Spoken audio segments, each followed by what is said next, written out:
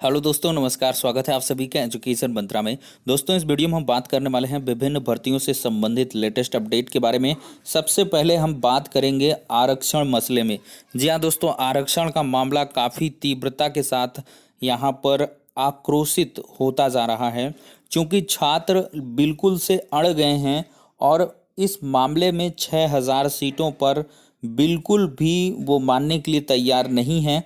उनका यही कहना है कि एनसीबीसी की रिपोर्ट को सही ढंग से लागू नहीं किया गया है और आरक्षण मामले में आज सुबह ही बेसिक शिक्षा मंत्री जी के आवास का अभ्यर्थियों ने घेराव किया। काफ़ी जोरदार प्रदर्शन रहा, नारेबाजी भी हुई और साथ ही साथ 18,000 सीटें जब तक नहीं जुड़ेंगी तब तक आंदोलन को और भी तीव्र करने की यहाँ पर चुनौती भी अभ्यर्थियों ने दे डाली है। तो दोस्तों, यहाँ पर देखा जाए तो इको गार्डन में भी जो अभ्यर्थी यहाँ पर बेसिक शिक्षा मंत्री जी से मिल के आए थे, उनका भी यहाँ पर अब बयान आ चुका है कि वो आंदोलन को और गति देने वाले हैं। 6000 सीटों पर वो भी मानने के लिए नहीं तैयार होंगे और आगे आने वाले समय में उन्होंने बताया है कि ये हमारी जीत अभी अधूरी है और पूरी जीत तब होगी जब 18,000 सीटें उनकी झोली में होंगी। तो छात्रों का क्या कुछ प्लान है इसके बारे में और क्या कुछ कहना है, इसको हम एक वीडियो के माध्यम से देखें। उत्तर प्रदेश के शिक्षा मंत्री और मुख्यमंत्री योगी आदित्यनाथ और शिक्षा मंत्री सतीश द्विवेदी ने कुछ लोगों को बुलाया और उनसे कहा कि 6000 सीटें नई हम निकाल रहे हैं, जिसमें आप लोगों की समस्या का समाधान हो जाएगा। लेकिन यहाँ पर जो यह भर्ती हैं, इनका कहना है कि 6000 सीटों में नहीं हमारी जो समस्या है उसका समाधान होगा। हमें 19,000 के लगभग सीटें दी जाए, जिससे 27 और 21% का जो ओबीसी और एससी का आरक्षण है उसमें इनके साथ न्याय हो सके।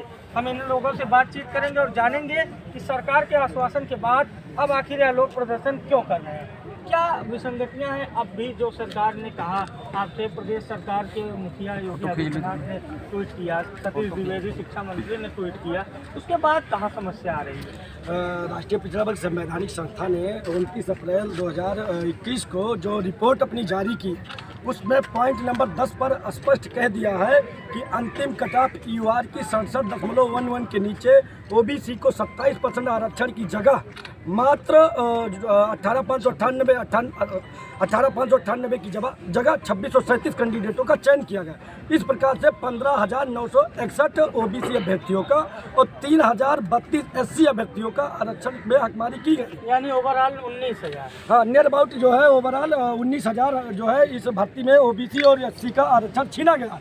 हम बेसिक शिक्षा मंत्री जी से व सरकार के रहनुमाओं से ये निवेदन करते हैं कि हम 6000 से संतुष्ट नहीं हैं। हमारा घोटाला जितना हुआ है, मुझे उतनी सीटें चाहिए, अन्यथा की स्थिति में इस प्रोटेस्ट को हम आगे बढ़ाएंगे, जन आंदोलन बनाएंगे, गांव में ले जाएंगे, अपने अभिभावकों से बताएंगे कि भारतीय जनता पार्टी की सरकार हम लोगों के साथ कैसा दोहरा व्यवहार कर रही है, हमको मुख्यधारा में आने से पहले कैसे रोक रही है। 6000 सीटें जो है 19,000, तो 19,000 आप लोगों की समस्या है कि लगभग 19,000 अभ्यर्थी दर बदर की ठोकरें खा रहे हैं। 6000 उन्होंने कह दिया कि हम कर देंगे, तो ऊँट के मुंह में जीरा जैसा हो गया ना। बिल्कुल, वो ये जानते हैं ना कि दलित पिछड़ा समाज के लोग हैं, इनको हम इतना दे देंगे, इतने में खुश हो जाएंगे और चुप हो जाएंगे। लेकिन 21वीं सदी का पढ़ा लिखा नौजवान अब सवाल करेगा और इनसे एक एक सीटों का जब तक हिसाब नहीं ले लेगा तब तक हम साथ नहीं रहेंगे, क्योंकि यही बेसिक शिक्षा मंत्री है। जब सदन में राष्ट्रीय पिछड़ा वर्ग में अन्य सभी जहाँ भी इनसे सवाल किए गए, ये कह रहे थे इस भर्ती को ट्रांसपेरेंसी किया, एक भी सीटों का आरक्षण घोटाला नहीं हुआ, तो 6000 सीटें कहाँ से आ रही, कैसे दिया जा रहा, इस बात को इनको बताना होगा। अन्यथा की स्थिति में दलित और पिछड़े का जो आरक्षण है उसको उनको पूरा करना होगा। आप लोगों को क्या कहना है? सर नमस्कार। पहली बात तो आपको बहुत शुक्रिया कि हम लोग की आवाज़ उठा रहे हैं। सर इसमें क्या है, 6000 की सीटें जो दे के और ये लोग हम लोगों को आपस में लड़ाने का काम कर रहे हैं। सरकार जो है आपस में 2 ग्रुप बना देना चाहती है यहीं पे बैठे बैठे। दूसरी बात, इसमें कुछ एक को सहमत कर दें, दूसरे को कर दें कि ये लोग मतलब इनका कहने का मतलब है कि टोटल ओबीसी जो है खुश हो गया इनसे।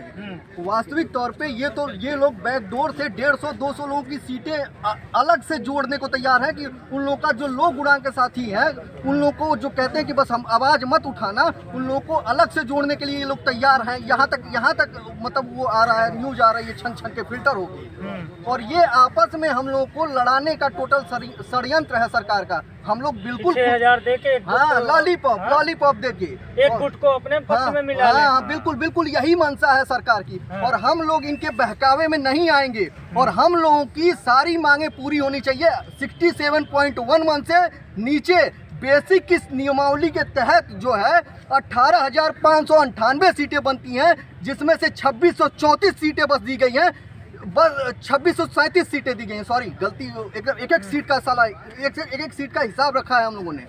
जब तक हम लोग की इसी को माइनस कर दीजिए, 18,598 माइनस 2637, उसके बाद 15,961 सीटें जो हम लोग की बन रही है, वो एक सीट हमें चाहिए। घोटाला इन्होंने शुरू किया है, खत्म हम करेंगे।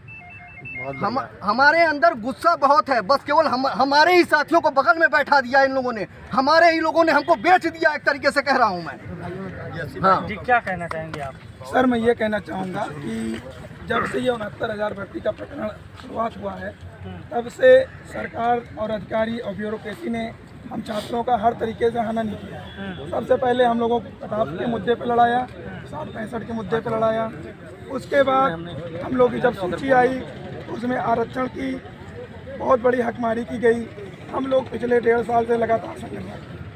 उसके बाद मंत्री जी बार बार विधानसभा में ये बोलते रहे कि एक भी पद का घोटाला नहीं हुआ है, आयोग से जो रिपोर्ट आएगी हम उसको लागू करेंगे। देखिए, भारतीय जनता पार्टी की सरकार है और बड़ी मजेदार बात इन्होंने बताई कि एक और शिक्षा मंत्री सतीश द्विवेदी लगातार सदन में कहते रहे कि कोई घोटाला नहीं है, हम पारदर्शी तरीके से भर्तियां किए हैं और हमें खुद पर भरोसा है।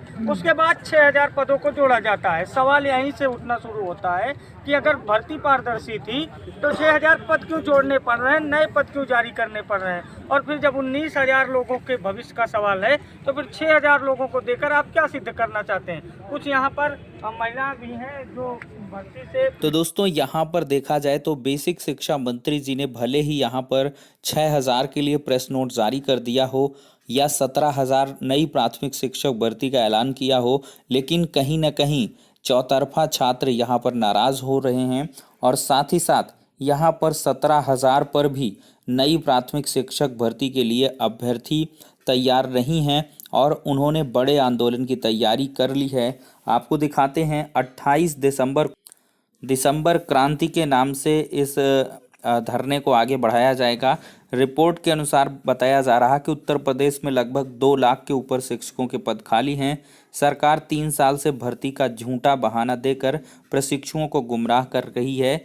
सिर्फ एक ही मांग है कि प्राथमिक शिक्षक भर्ती का विज्ञापन जारी करे सरकार, और सभी अभ्यर्थियों का संकल्प है कि कोई भर्ती नहीं आई तो 2022 विधानसभा में कोई भी वोट भाजपा को नहीं दिया जाएगा। 17,000 पदों पर भर्ती देकर सरकार हम सभी प्रशिक्षुओं को गुमराह कर रही है, जबकि बेसिक में लगभग 2 लाख शिक्षकों के पद खाली हैं। 28 दिसंबर महाधरने का ऐलान कर दिया गया है। प्रातः 10 बजे इको गार्डन लखनऊ, और साथ ही साथ अभ्यर्थियों ने एक बड़ा प्लान बनाया है कि इस दिन भाजपा कार्यालय को छावनी में तब्दील कर देना है और यहाँ पर प्रशिक्षुओं की संख्या लगभग 10,000 के करीब मतलब अनुमानित लगाई जा रही है। क्योंकि देखिए इस बार धरने में बहुत सारे छात्र भी इकट्ठे होंगे, क्योंकि पहले उनको कहीं ना कहीं लगता था कि रिपोर्ट आएगी 97,000 भर्ती आएगी, या किसी को लगता था भर्ती नहीं आएगी, अब चुनाव बाद आएगी, किसी को कुछ और लगता था। लेकिन जब सामने दिख रहा कि 17,000 भर्ती ही आ रही है तो अब अभ्यर्थी जागरूक हो गए हैं। अब हर जिले से इस बार आंदोलन में बहुत ज़्यादा संख्या बल रहने वाला है, और कहीं ना कहीं अगर 10,000 के करीब संख्या बल रहा तो सरकार को इनकी मांगों पर पुनर्विचार करना होगा और प्राथमिक शिक्षक भर्ती में पदों की संख्या बढ़ाना होगा। और दोस्तों ये पूरी तरीके से आप तय मानिए कि अगर सरकार पर ज़्यादा से ज़्यादा दबाव बनाया गया तो अवश्य ही यहाँ पर नई प्राथमिक शिक्षक भर्ती एक बड़ी भर्ती में तब्दील हो सकती है। क्योंकि योगी जी के मामले संज्ञान में ये मामला अभी तक है नहीं, मतलब है तो कि शिक्षक भर्तियों की मांग कर रहे हैं, लेकिन उनको क्लियर कट देखिए, अमिताभ अग्निहोत्री जी ने भी कहा था कि सूबे के मुखिया को हर विभाग में कितने पद खाली हैं, कहाँ से खाली हैं, किस तरह खाली हैं, ये सब गुणागणित उनके अधिकारियों या मंत्री जी को सभी को मालूम होती है। जब छात्र यहाँ पर विभिन्न प्रकार के आंकड़े प्रस्तुत कर रहे हैं कि रिटायरमेंट से पोस्ट खाली हो रहा है, आपकी पैब की रिपोर्ट कह रही है 51,000 का हलफनामा है, साथ ही साथ पिछली भर्ती के आप 17,000 पदों पर भर्तियां निकाल ही रहे हैं, वो एडमिट ही कर लिया, तो कहीं ना कहीं सबको यहाँ कम से कम 60 से 70-80 हज़ार 90,000 पदों पर भर्तियां तो हो ही सकती हैं।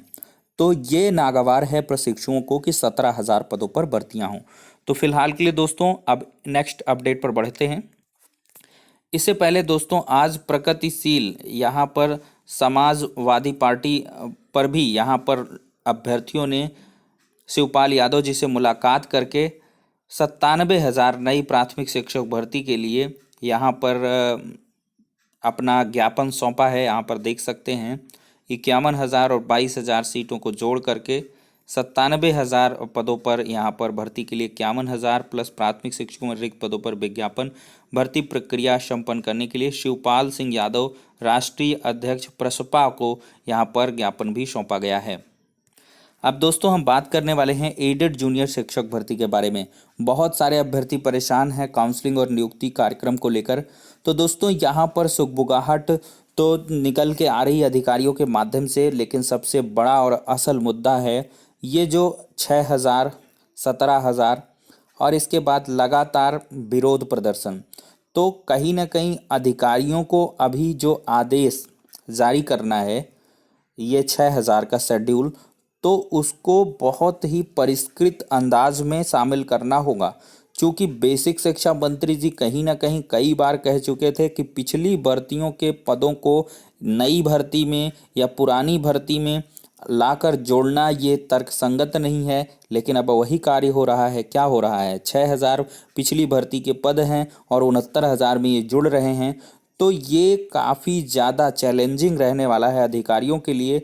तो सारा बेसिक शिक्षा विभाग का महकमा यहाँ पर लगा हुआ है ये आरक्षण मसले पर, और अभी भी अभ्यर्थी लगातार सड़कों पर हैं, आंदोलन कर रहे हैं।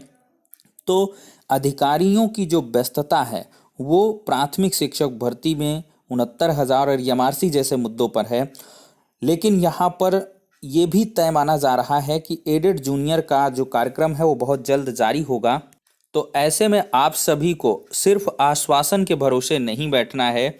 अभ्यर्थियों ने पिछली बार भी लापरवाही करी थी और शासन प्रशासन में आप लोग अपनी आवाज़ को बिल्कुल भी बुलंद नहीं कर रहे हैं। क्योंकि आपका एग्ज़ाम हो चुका, रिजल्ट आ गया, महीनों बीत गया, इतनी ज़्यादा निष्क्रियता शायद ही कहीं पर होगी। पिछली बार जब धरने का आह्वान किया गया था तो शिक्षा निदेशालय में कोई नहीं पहुंचा था अपनी मांगों को लेकर। तो इस बार फिर से 29/12/2021 को शिक्षा निदेशालय लखनऊ में 10 बजे संख्या बल के साथ उपस्थित रहने के लिए यहाँ पर जो रणनीति है वो बनाई गई है।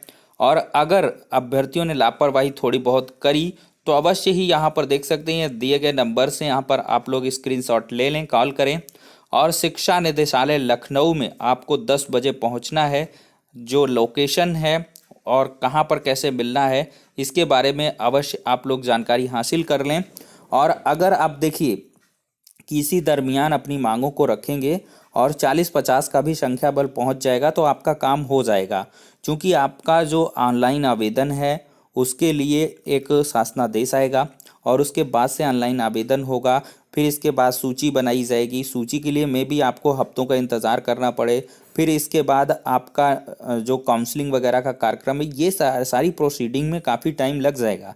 तो आपको चिंतित होने की आवश्यकता है, क्योंकि चुनाव के लिए यहाँ पर कोई ऐसा स्टेटमेंट नहीं है कि पोस्टपोन किया जाएगा। तो इनको तय समय पर मानकर चलिए। और चुनाव आचार संहिता का भी भय लगातार सता रहा है। तो इस वजह से आपके लिए बहुत ही क्रीम टाइम चल रहा है। आप सभी को एकजुट होकर यहाँ पर अपनी भर्ती प्रक्रिया के लिए जागरूक होने की आवश्यकता है और आश्वासन या अपडेट्स के भरोसे नहीं रहना है। क्योंकि अधिकारी भी पूरी तरीके से स्पष्ट तरीके से चीज़ों को नहीं यहाँ पर बताते हैं। उनका कहीं ना कहीं आश्वासन पर ही कार्य चलता है। वो आश्वासन जरूर देंगे लेकिन ऐन मौके पर काम नहीं होगा। तो कुछ अलग सा आश्वासन देंगे, तो इस वजह से आप लोगों को आगे आना होगा। तो दोस्तों फिलहाल के लिए सारी की सारी अपडेट्स हो जाती है, हम नेक्स्ट वीडियो में मिलते हैं।